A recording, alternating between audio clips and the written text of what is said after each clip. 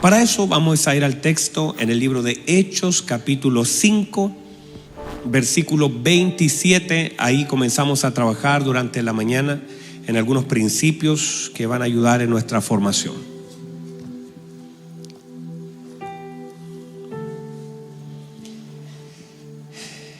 Muy bien, si lo encontró, diga amén.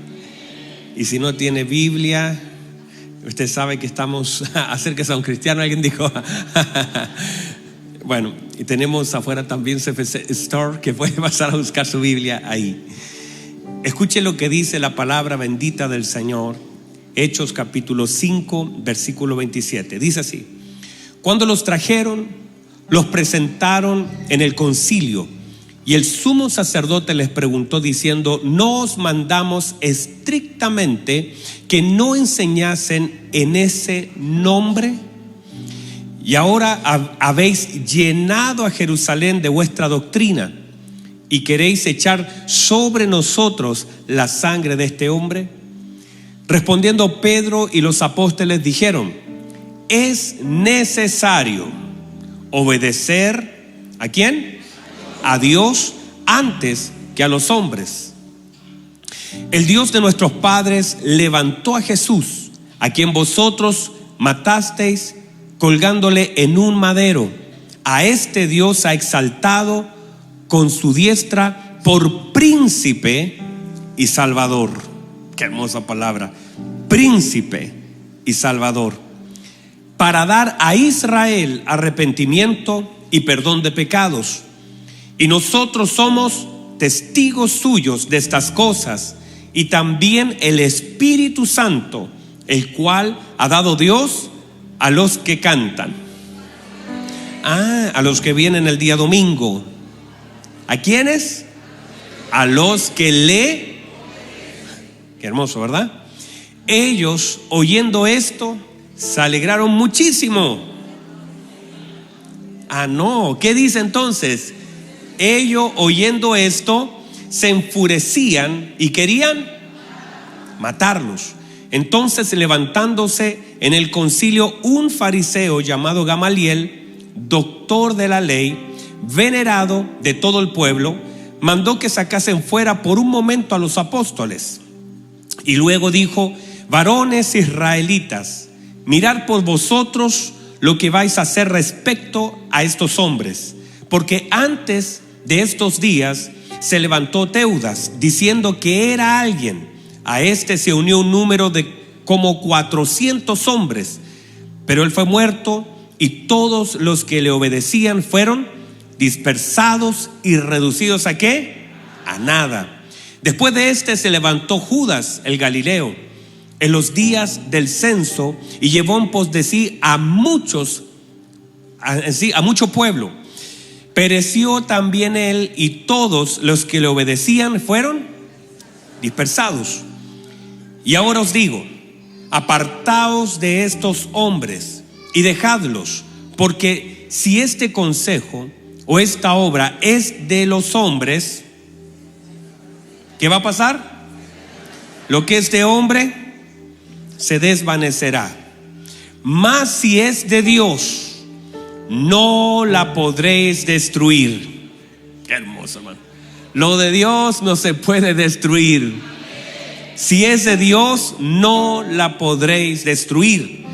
No seáis tal vez hallados luchando contra Dios. Y convinieron con él, y llamando a los apóstoles, después de azotarlos, les intimaron que no hablasen en el nombre de Jesús, y los pusieron en libertad.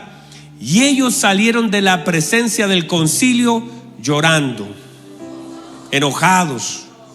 No, ¿cómo salieron? Pero si les pegaron, ¿cómo van a salir gozosos? Si los azotaron.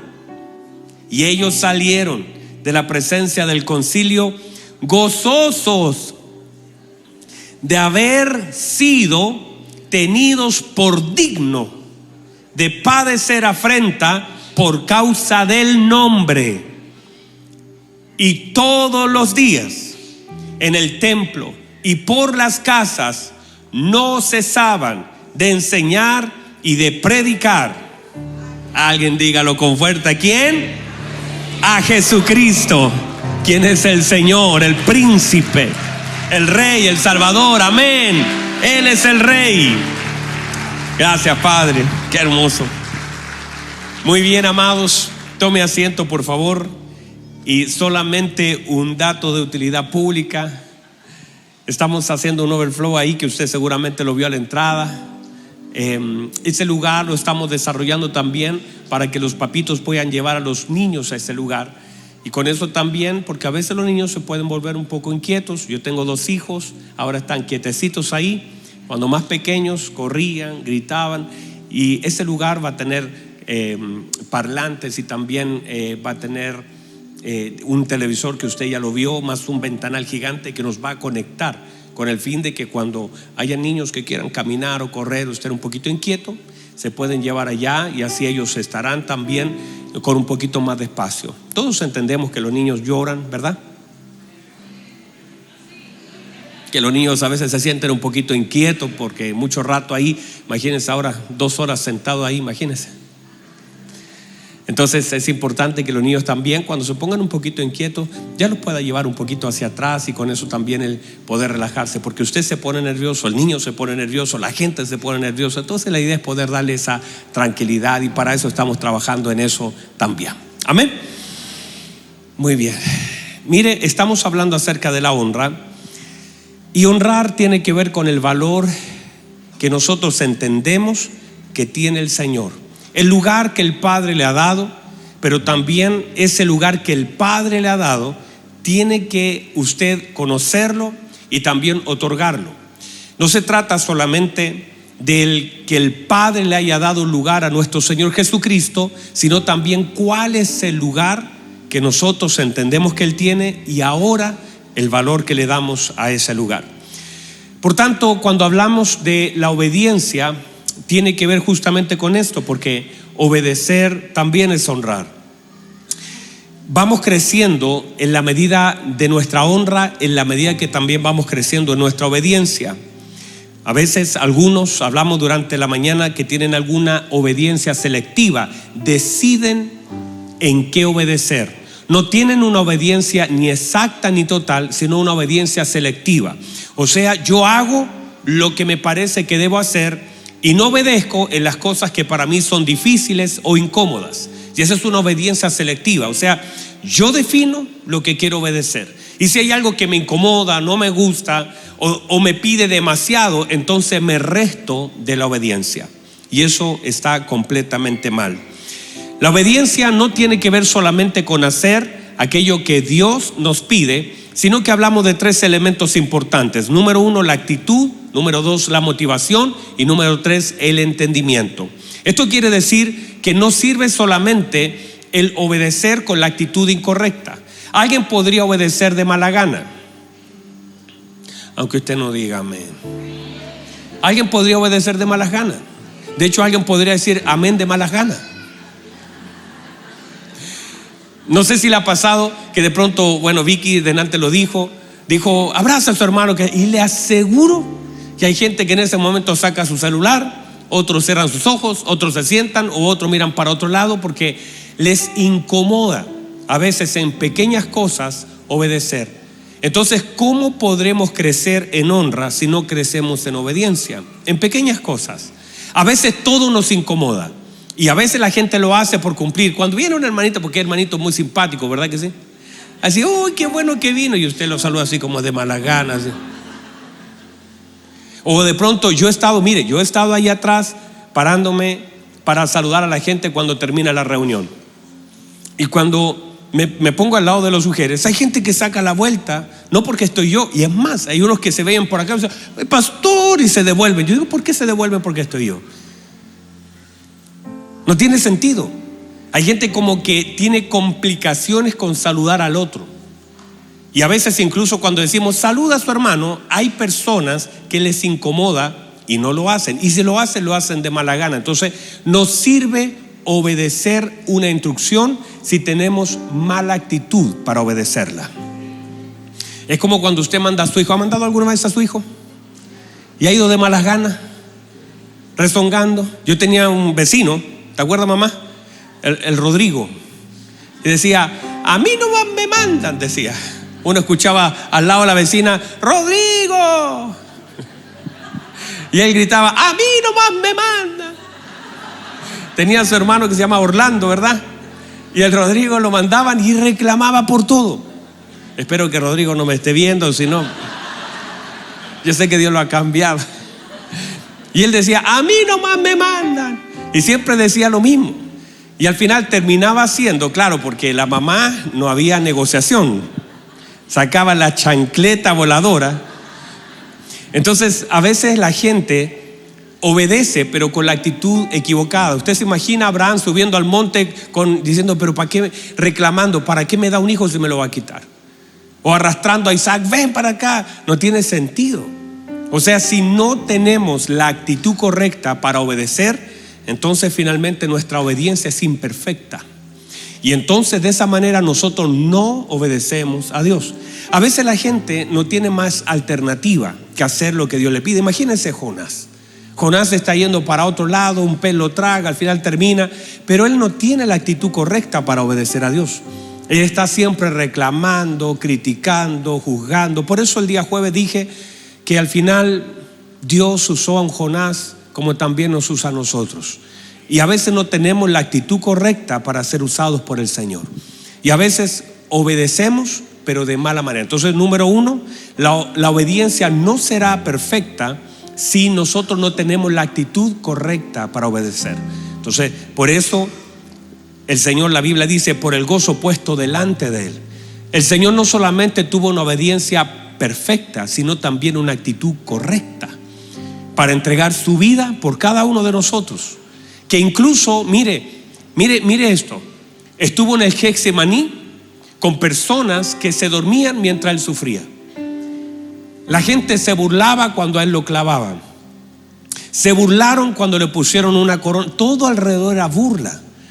Y Él tuvo que soportar el obedecer al Señor, a su Padre, a pesar de todo lo que pasaba a su alrededor. Lo pusieron entre dos ladrones. Los soldados abajo repartieron sus ropas. Los discípulos arrancaron, se escondieron. Fíjese todo lo que está pasando alrededor de Él para que Él pudiera incluso decir malagradecidos, gente cobarde. ¿Dónde están todos los que sané? ¿Dónde están todos los que ayudé? Pero en realidad, si Él reclamaba por hacer lo que el Padre le envió, no era una obediencia perfecta. Así que a pesar de todo lo que estaba a su alrededor, Él obedeció de forma perfecta, independiente del escenario e independiente de las personas que hacían todo lo posible por tratar que Él pecara. Pero la Biblia dice que en su boca no hubo ni engaño ni pecado. Una obediencia perfecta, una actitud correcta. Entonces, si usted va, por eso cuando David dice, yo me alegré con los que me decían, esa es la actitud correcta. No decir, otra vez es domingo. Mire que yo le pongo ahí en el afiche, por fin es domingo. Y el jueves digo, qué bueno que es jueves. Yo digo, qué bueno, ¿verdad? Pero usted dice, otra vez domingo, otra vez iglesia. Sí, otra vez. Hay gente que es vitamina, ¿verdad? Nosotros le decimos a la Javi que está por ahí que es vitamina. La Javita siempre anda sonriendo, y uno se pega al lado de ella y le llega. Pero si usted está aquí, mire, usted puede estar en el lugar correcto. Usted puede estar aquí con la oportunidad de adorar, pero si usted está con la actitud incorrecta, la canción, fome, cuántas vueltas le dan, ya me quiero bajar, sáqueme de aquí. Actitud correcta. No sirve obedecer si no tenemos la actitud correcta. Usted puede hacer cosas de malas ganas y eso deshonra al Señor. Amén. Si usted hace las cosas de malas ganas, imagínese que usted vaya al encuentro y usted diga, me da un churrasquito, por favor. Y la persona, un churrasco, qué lata, tenés que... Y le echa el queso, le echa, y tome, cómaselo luego. ¿Cómo se sentiría usted? Mal, ¿verdad? Muy mal. Entonces, no sirve darle a Dios con una actitud incorrecta frente a lo que deberíamos hacer con la actitud de honra. Amén. Entonces, número 1, actitud. Número 2, motivación. Dijimos en la mañana que a veces nosotros obedecemos solamente motivados por una recompensa. Y al final yo recuerdo y contaba esta infidencia de mis hijos. Ahora están acá. Pero contaba que cuando nosotros le estábamos sacando sus pañalcitos, nosotros le dábamos recompensa para que ellos avisaran cuando tenían que hacer alguna de esas cositas que tienen que hacer. ¿Me entiende, verdad? Es que estamos horario fuera.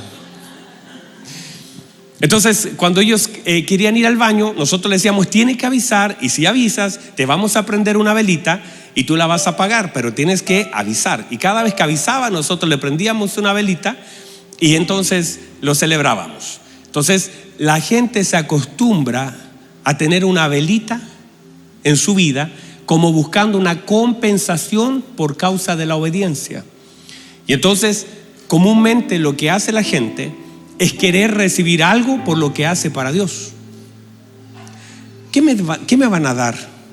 De hecho, hasta David comenzó con esa preguntita. ¿Qué le van a dar al que derrote al gigante? Esa fue la pregunta de él. ¿Qué le van a dar?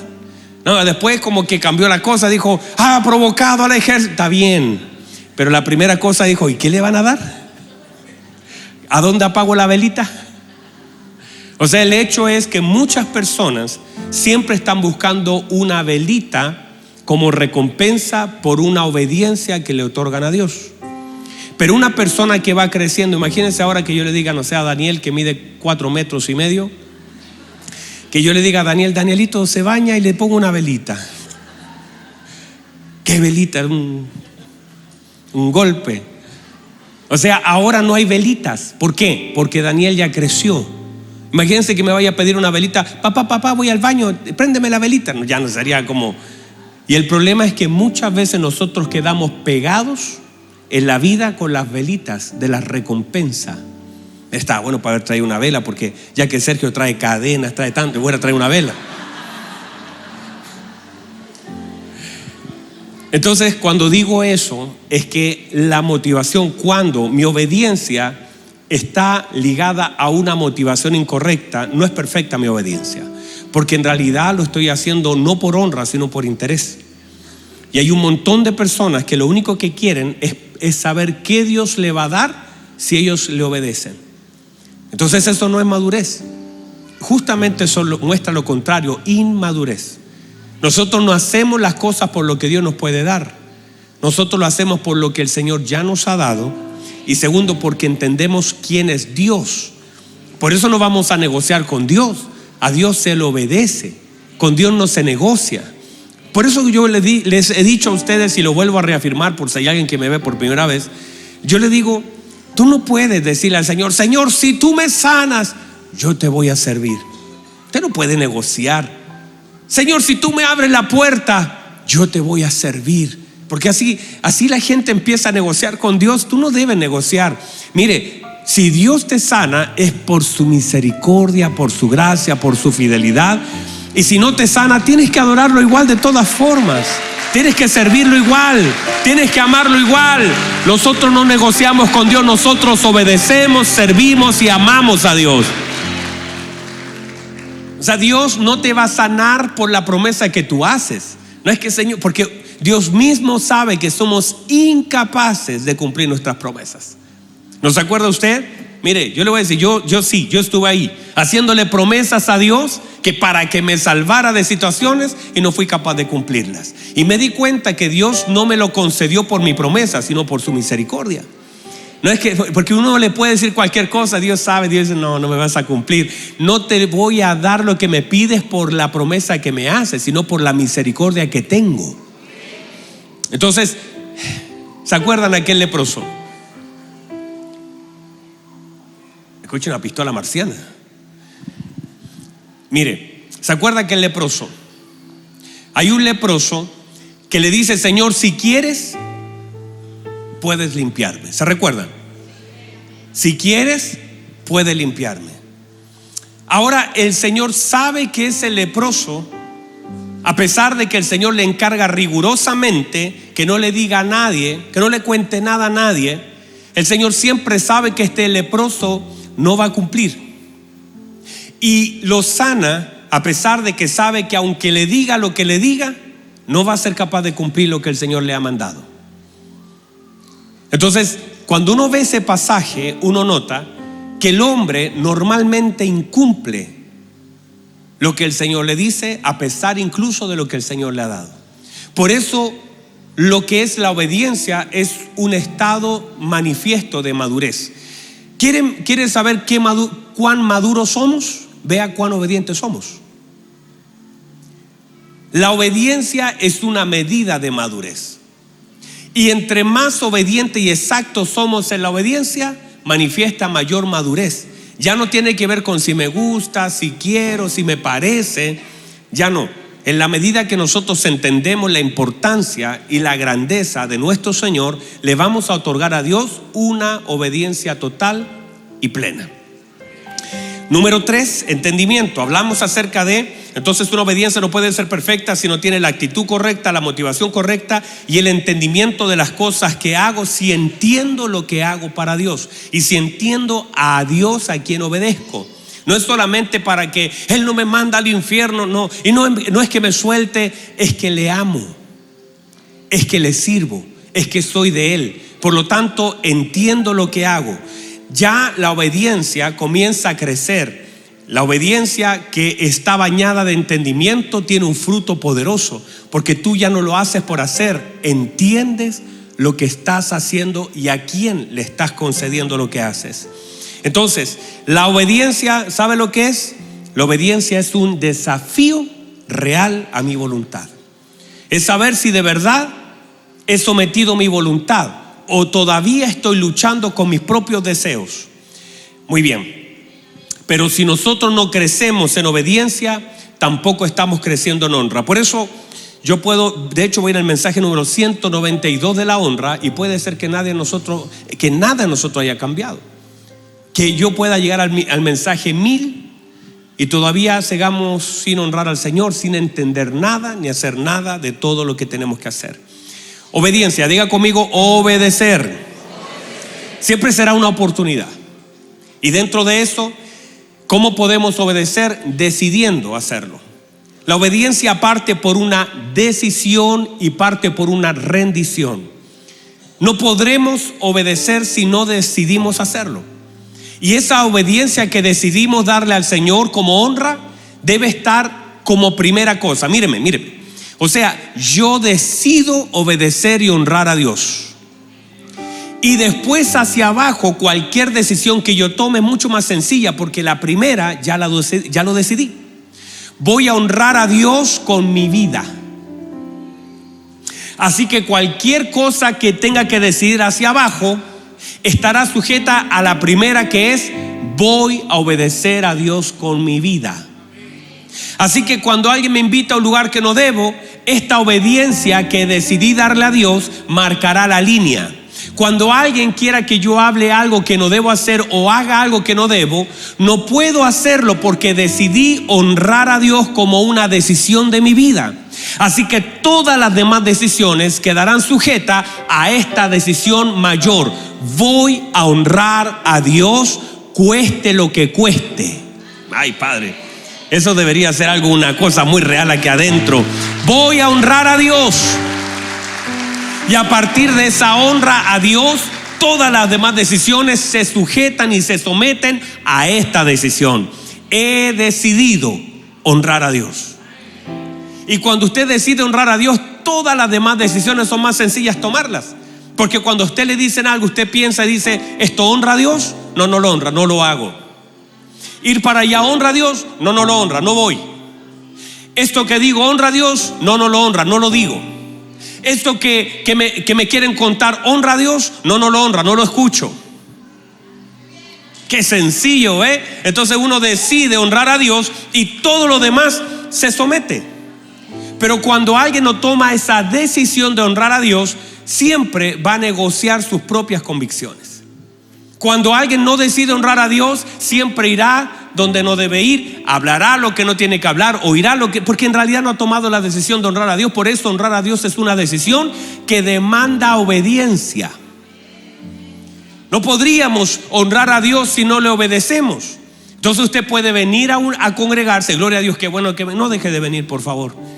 Por favor, no deje de venir. Pero no se trata solo de venir, porque usted podría venir a congregar. Es más, hermano, mire, yo he sabido, me han contado que hay gente que viene obligada a esta casa, que la señora lo trae. Qué feo, ¿verdad? Que la gente viene, pero mire, viene pero nunca se compromete con Dios. Entonces, a veces la gente calma la conciencia asistiendo a una congregación, pero no agrada a Dios porque nunca tiene compromiso con Dios. Y no sirve, miren, no sirve solamente venir a un lugar sin comprometerse con el Señor. Y para comprometerse con el Señor tiene que tener obediencia al Señor. Y para tener obediencia al Señor hay que negarse a uno mismo. Y eso te va a costar, va a ser difícil. Pero como la gente no quiere sufrir, prefiere hacer su voluntad. El problema de hacer su voluntad es que pagará las consecuencias de ella y nunca tendrá el respaldo de Dios haciendo lo que quiera hacer. Nunca. Usted le puede pedir la oración a todo el equipo de intercesión. Lo podemos bañar en aceite y meterlo en un barril y dejarlo en conserva de aceite. Pero nada va a cambiar si usted no obedece a Dios.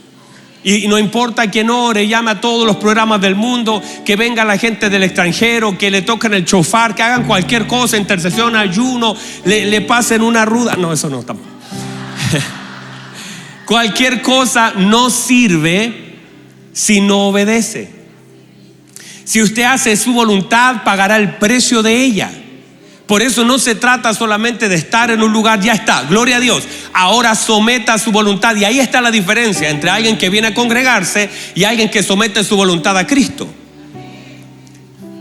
Mire cómo serían de distintos nuestros servicios si tuviéramos toda la gente dispuesta a honrar a Dios. Ay, Padre, qué servicios más extraordinarios.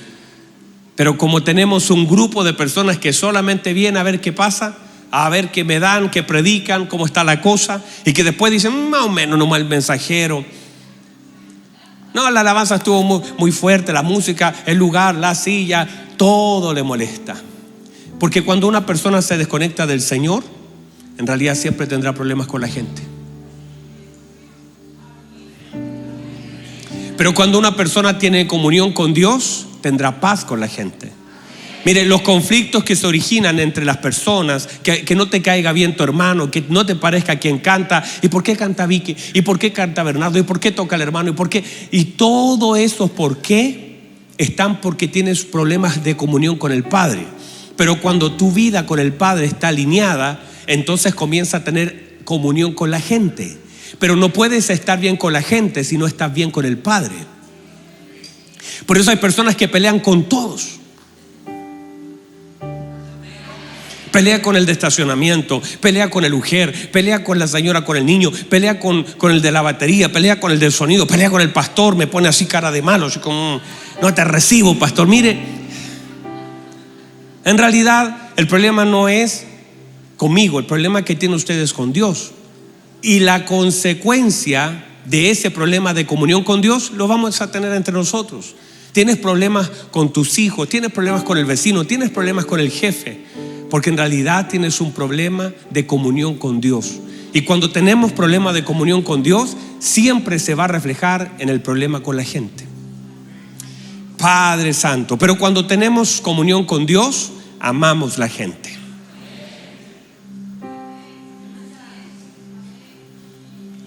Cuando tenemos comunión con Dios, obedecemos a los ujieres. Y cuando nos mandan a Juan Griego estacionando, dice: gracias, hermano, mire, tenía tantas ganas de caminar, gloria a Dios. Gracias, mi hermano. No pensé que me iba a ganar este premio tan hermoso. ¿No habrá otro estacionamiento más lejos que me mande, por favor? Dígame, ayúdeme. Amén. Amén. Entonces, a veces el problema que tenemos para decidir es que siempre estamos pensando en el resultado que vamos a obtener por la decisión que vamos a tomar. Cuando nosotros vemos en la Escritura a hombres que obedecieron al Señor o desobedecieron, es porque pensaron, míreme, pensaron. Por ejemplo, Jonás pensó más en él que en Dios. Y cuando usted lee el libro de Jonás, él dice: es que yo te conocía, es que yo sabía que ibas a tener. Entonces él pensó en él, no pensó en Dios. Una obediencia absoluta y total te lleva a centrarte en Dios más que en ti. Sansón pensó más en él que en Dios. David, cuando enfrentó a Goliat, pensó en Dios, pero cuando enfrentó a Betsabé, pensó en él, en sus deseos.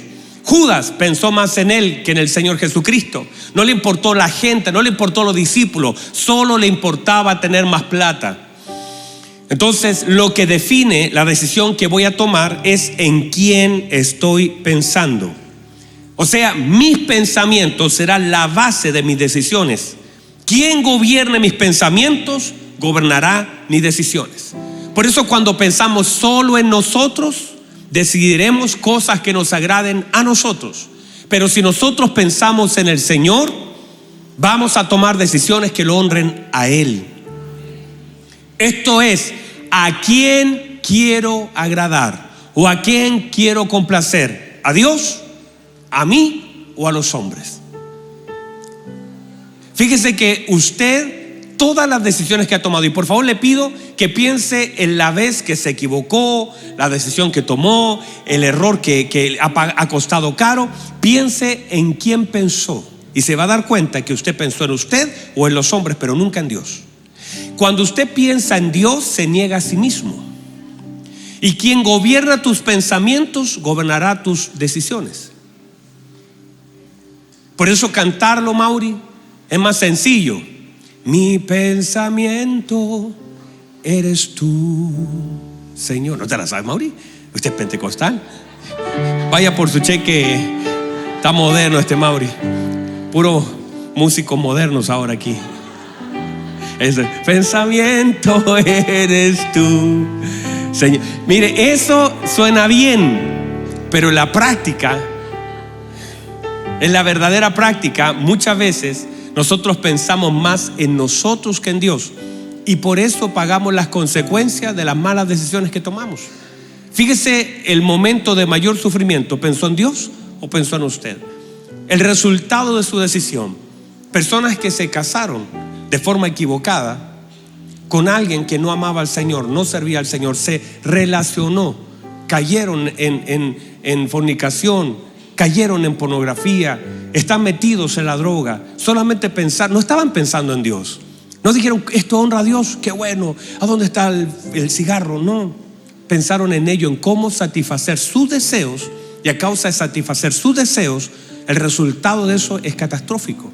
Pero cuando usted piensa en el Señor, puede ser que en el momento sea difícil, duro, complejo, pero al final el resultado de haber pensado en Dios, verá usted, mire, la mano de Dios respaldando su vida. La mano poderosa de Dios como respalda su vida. Y aunque la decisión fue difícil, va a tener plenitud, porque el resultado de eso será bueno. Amén. Por favor, diga amén, diga gloria a Dios. Eso es una verdad. Entonces tiene que ver las decisiones que vamos a tomar en torno a la obediencia. ¿A quién vamos a agradar? Si usted quiere complacerse, entonces pagará el resultado de la decisión que va a tomar. Ahora, en esta historia bíblica, los 15 minutos que me quedan, deje tocar 4 puntos importantes de esta historia bíblica que acabamos de leer. La iglesia, están acá todavía, ¿verdad? La iglesia estaba viviendo un tiempo extraordinario, llena de señales, prodigios, maravillas. En la mano del Señor estaba respaldando. La Biblia dice que la iglesia tenía favor con el pueblo. Paralíticos se estaban levantando, enfermos se estaban sanando, miles de personas estaban entregando su vida al Señor. Estaban reconociendo al Señor, tanto así que los saduceos decían: han llenado de doctrina, de enseñanza de Cristo a Jerusalén. Jerusalén estaba llena de la palabra del Señor, gente transformada, familias transformadas, la obra del Señor creciendo. Y en ese momento los saduceos, que era un grupo sectario, que eran políticamente muy fuertes, personas de mucho poder económico, político y religioso en Israel, que no creían, por ejemplo, en demonios, no creían en ángeles, no creían en resurrección, solamente tomaban la palabra escrita y no la palabra oral de la Torá. Todo eso eran los saduceos, que era una secta. Ellos tomaron preso a los discípulos, a los apóstoles, y comenzó todo lo que acabamos de leer. Y los meten preso, mírenme, los toman preso. Y el que había estado preso antes era Pedro, ¿se acuerdan? No, nadie se acuerda de este ladito. Pedro estuvo preso. ¿Y qué hizo la iglesia? Oraba. ¿Verdad que sí? Y Pedro estaba durmiendo. Qué cosa tremenda. Habían matado a Jacobo y habían tomado preso a Pedro. Y llega la Biblia, dice que Pedro estaba durmiendo y habían 16 soldados a su alrededor. Estaba agarrado de las piernas, de las manos, y Pedro dormía. ¿Por qué Pedro estaba durmiendo? Por una razón: tenía una palabra. Y cuando tienes una palabra puedes descansar. Lo vuelvo a decir, cuando tienes una palabra puedes descansar. Porque el Señor le dijo: Pedro, cuando tú eras joven ibas donde querías, pero cuando seas viejo. Así que el Señor le aseguró su mañana. Le estaba diciendo: Pedro, no vas a morir ahora, porque vas a ser viejo, vas a llegar a anciano. Así que Pedro dijo: mire, ahora todavía no soy anciano, así que puedo dormir tranquilo, porque de esta el Señor me va a librar. Tengo una palabra que me va a librar, tengo una promesa que me va a librar, tengo, Padre Santo, tengo una palabra que me va a sostener. Así que esta noche voy a dormir. Y se tiró a dormir. Y estaba durmiendo, tan durmiendo, que el ángel lo despertó. Pedro, mire, en la Biblia los ángeles despiertan. Un ángel despertó a Elías también, ¿se acuerdan? Así que voy a hacerme de ángel, los voy a despertar a algunos de ustedes. Dice Pedro, y Pedro estaba durmiendo, y dice: ¿Qué? Ponte tu sandalia, no las dejes ahí, vamos a salir. Y se abre la puerta y Pedro estaba afuera. Y dice: debe ser un sueño, qué lindo sueño tuve. Y se da cuenta que no era un sueño. Había sido liberado de la cárcel. Y dice: uy, qué tremendo, no era un sueño. Y se va, golpea la puerta, y hay una niña, creo que se llamaba Tabita, ¿no? ¿Cómo se llamaba? Rode, era Rode. Quería ver si estaban atentos, pero tengo a mi mamá ahí, que sabe harto de la palabra, mi mamá. Algo le he enseñado. Estaba Rode en la puerta. Es que en otra versión de la Biblia aparece Tabita. No, bro. Y Rode está en la puerta y ella se emociona porque abre la puerta y ve a Pedro. Y ellos estaban orando por Pedro. Y abre la puerta y dice: ¡Pedro! Y de la emoción la volvió a cerrar. Así dice la palabra. La cerró y va adentro y dice: hermanos, dejen de orar, dejen de orar. Pedro está afuera. Y la gente, mire la fe que tenía, decía: deja de molestar, ¿cómo está afuera? Está orando, está preso. No nos moleste, no es que estamos orando por Pedro que está en la cárcel, para que Dios lo libre. Entonces ella le decía: pero si Pedro está afuera, ¿cómo va a estar afuera si está preso? Estamos orando. No nos interrumpas con la oración. Y Pedro afuera: ¿alguien me puede abrir? Ya había estado preso Pedro y un ángel le había liberado. Así que ahora está con los apóstoles y tiene la experiencia de haber sido liberado por un ángel. Así que ahora viene otro ángel y saca a los discípulos, libera a los discípulos. Y no solamente los libera, sino que ahora también le da una orden. Y el Señor no solamente lo libera, sino también le da una instrucción. Le dice: vayan y prediquen en el templo, prediquen al Señor Jesucristo. Mire qué impresionante esto. Versículo 19, no sé si me ayuda media. Versículo 19. Mas un ángel del Señor, abriendo de noche las puertas de la cárcel. Recuerde que su Señor tiene la llave de todas las puertas y Él sabe dónde usted está y puede abrir en cualquier temporada, de noche y de día. Él siempre puede abrir. Dice: de noche las puertas de las cárceles, y sacándoles dijo: id y puestos en pie en el templo, anunciad al pueblo todas las palabras de esta vida. Escuche bien, es importante notar esto. El Señor nos libra por una razón. Ahí cerramos delante, para predicar su palabra. La razón de por qué el Señor te libra es para que prediques su palabra. O sea, las puertas que el Señor abre, las abre porque Él quiere usar tu vida para que otros que están presos puedan oír de quién a ti te libró. La razón de por qué Dios nos libra es para que nosotros podamos liberar a otros. Ellos obedecen la indicación del ángel. ¿Por qué? Porque debemos aprender a obedecer a quien nos ha liberado. Lo vuelvo a decir, debemos aprender a obedecer a quien nos ha liberado. Si usted reconoce que el Señor le liberó, debería obedecerle a quien le abrió la puerta de aquella cárcel de angustia, de depresión, de muerte, de pecado. El Señor abrió la puerta, usted es libre, obedezca a quien le ha liberado. Vamos, diga amén. Esta es una obediencia reactiva. Ellos obedecen a la orden porque el Señor envía a su ángel y ellos obedecen a la voz. Cuando nosotros reconocemos, entendemos, valoramos a quién nos ha sacado, a quién nos ha rescatado, tendremos una obediencia mucho más exacta. O sea, no es solamente recibir el beneficio de la libertad, sino que ahora debo otorgar la obediencia a quien me liberó. Amén. Número 2.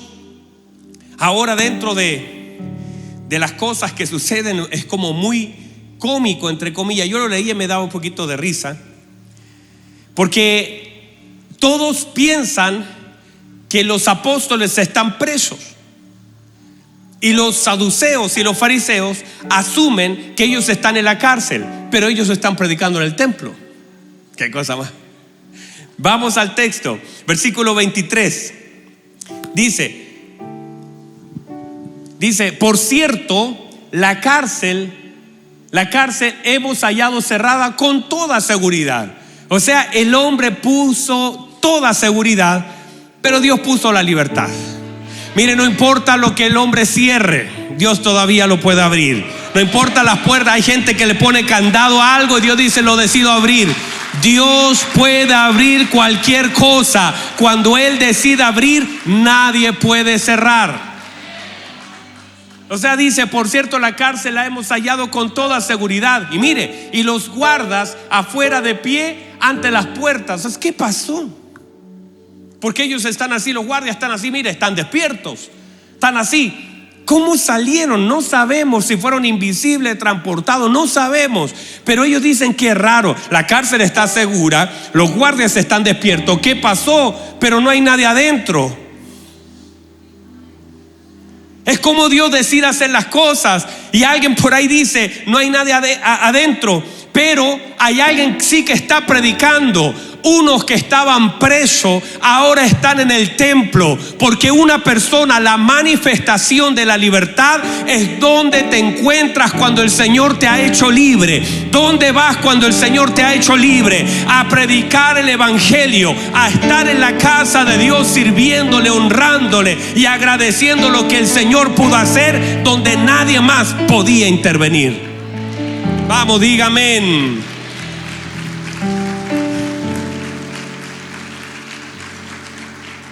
Versículo 28. Mire el versículo 28 lo que dice.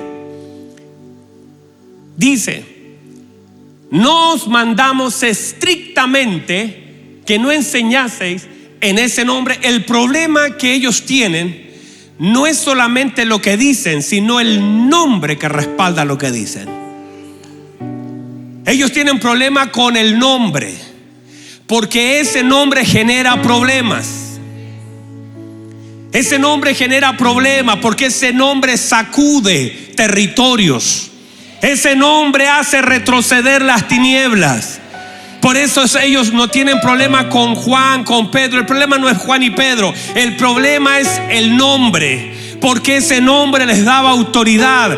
Y ellos no se paraban en el nombre de Juan diciendo hemos venido en el nombre de Juan. Ellos decían hemos venido en el nombre de Jesús de Nazaret. Hemos venido en el nombre de Cristo. Y ese nombre empezó a generar un problema, porque el nombre de Cristo trae autoridad, pero también en el mundo espiritual trae resistencia. Pero ese es el nombre en quien predicamos, en quien no hay otro nombre nombre dado a los hombres en quien podamos ser salvos, sino en el nombre del Señor Jesucristo. Jesús tiene poder. El nombre de Cristo tiene poder. Vamos, dígame. Ese nombre tiene autoridad. Y ellos dicen: les mandamos estrictamente que no enseñen en ese nombre. Es más, podrían enseñar alguna cosa, solo el nombre. No queremos ese nombre. Ellos tienen el problema del nombre y nosotros tenemos el favor de ese nombre. Ay, Padre. Es allí donde Hechos capítulo 5, 29 responde Pedro y los apóstoles diciendo: es necesario. ¿Es qué?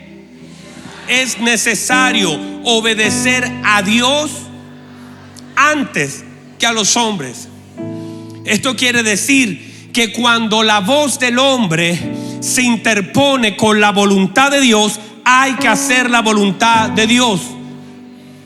Lo vuelvo a decir: si la voz del hombre se interpone ante la voz de Dios, se debe hacer la voluntad de Dios. Llegará el momento en que las naciones completas cerrarán la puerta al evangelio. La pregunta es: ¿a quién vamos a obedecer? Y vamos a tener que tomar una decisión. Decidimos obedecer al Señor, decidimos creer en el Señor. Hay un nombre que es sobre todo nombre, a quien nosotros debemos reconocer y someter nuestra vida, y ese nombre es el nombre de nuestro Señor Jesucristo. Y es necesario, míreme, no es una alternativa, es necesario, quiere decir es una necesidad. Obedecer a Dios no es una alternativa. Para un hijo que ha sido rescatado, lavado y librado, el obedecer no es una alternativa, el obedecer es una necesidad. Vamos, diga amén, diga gloria a Dios. Amén. Y dice: nosotros somos testigos, mártires suyos de estas cosas, y también el Espíritu Santo, el que Dios ha dado para aquellos que le obedecen. Porque el Espíritu Santo opera en la obediencia del hombre a Dios y su palabra. Número 3, ellos ahora se enfurecieron y querían matarlos. No hay palabra que ellos puedan. Ven a los discípulos libres, ven a los discípulos predicando, pero ellos están enfurecidos. Ellos no pueden entender lo que está pasando. Sin embargo, aparece este hombre tan sabio llamado Gamaliel y dice: las cosas de Dios permanecen. Lo vuelvo a decir: las cosas de Dios permanecen. Hay ciertas cosas que son solo espuma, que se levantan durante un tiempo, pero en el tiempo no pueden permanecer porque no tienen el respaldo de Dios. ¿Sabe cómo las cosas se pueden medir? Espere, dele tiempo, veamos cómo funciona. Pero las cosas del Señor permanecen y no dependen de un hombre. Lo que está diciendo Gamaliel: había un hombre llamado Judas que se levantó, pero él murió y todo desapareció. Cuando las cosas son sostenidas por un hombre y ese hombre no está, todo se cae. Pero si Dios lo ha levantado, no importa si hay un hombre o ese hombre ya no está. Si Dios lo levantó, eso va a permanecer y va a crecer independiente del hombre. Dios bendiga a los hombres, pero las obras de Dios son sostenidas por Dios, no por los hombres. Y cuando hay un hombre de Dios alineado, gloria a Dios. Pero si ese hombre no está, todavía Dios puede sostener su obra. Las cosas de Dios permanecen. Vamos, las cosas de Dios permanecen. Lo que es de Dios, dice Gamaliel, lo que es de Dios no se puede destruir. Ay, Padre, lo que es de Dios no se puede destruir. Lo vuelvo a decir: si Dios está en el asunto, eso no se puede destruir. No se destruye un matrimonio si ese matrimonio está en Dios. No se destruye una familia si esa familia está en Dios. No se destruye una vida. Lo de Dios es indestructible. Dijeron ellos: matemos a Esteban, se nos acaba todo. Van a tener temor, pero mataron a Esteban y la iglesia creció mucho más. ¿Por qué? Porque lo de Dios es indestructible. Lo que está en Dios no se puede destruir, porque Dios lo fortalece, Dios lo levanta, Dios lo sustenta. Dios, lo que Dios levanta permanece para siempre. Esa es la señal que Dios está en ese asunto. Vamos, dígame, lo de Dios permanece. Lo de Dios permanece. Si tu vida está en Dios, no importa lo que el diablo haga, no te puede destruir, porque estás en Cristo y Cristo en ti es la esperanza de gloria. Lo de Dios no puede ser destruido. Yo edificaré mi iglesia, dijo Cristo, y ni las puertas del Hades prevalecerán en contra de ella.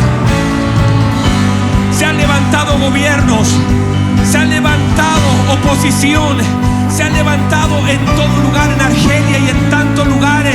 Están persiguiendo a los cristianos, están amedrentando a los cristianos, pero lo que no saben es que las cosas de Dios no se pueden destruir. Lo de Dios permanece, la señal, y no solamente permanece, crece, se fortalece, se desarrolla, se multiplica. Lo de Dios da fruto, lo de Dios crece, lo de Dios se multiplica, lo de Dios tiene el respaldo divino. Aleluya.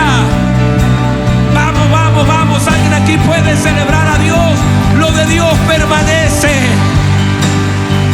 El tiempo no puede, el diablo no puede, los sistemas no pueden, el gobierno no puede, los políticos no pueden, el diablo con todo su demonio no pueden, porque lo de Dios permanece, crece, se multiplica. Nada puede contra la iglesia de nuestro Señor Jesucristo. Oh,